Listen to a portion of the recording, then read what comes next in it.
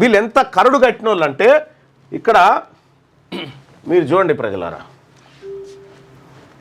రేవంత్ రెడ్డి అనేటువంటి వ్యక్తి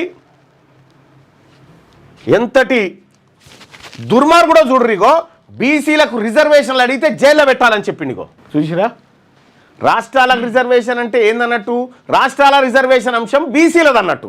ఈ బీసీలకు రిజర్వేషన్ ఇవ్వడం అడిగితే జైల్లో పెట్టాలని చెప్తా ఉన్నాడు రేవంత్ రెడ్డి. బీసీలు రిజర్వేషన్ అడిగితే జైల్లో పెట్టాలని చెప్తా ఉన్నాడు అన్న.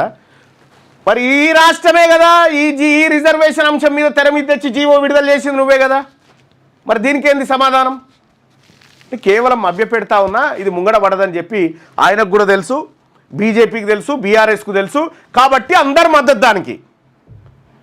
వీళ్ళందరేమో ఈ పనులుంటే నేను అసెంబ్లీలో మాట్లాడింది అది, అసెంబ్లీలో మాట్లాడి క్లియర్గా చెప్పింది అది. ఏమని అక్కడ ఉంది చూడండి.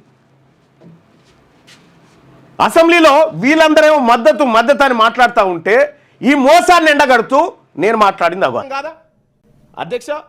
వాస్తవానికి ఈ బిల్లు ద్వారా పోయి 42% రిజర్వేషన్ వస్తుందా అధ్యక్ష? గుండె మీద చేసుకొని చెప్పమని ఇక్కడ ఉన్న వాళ్ళని.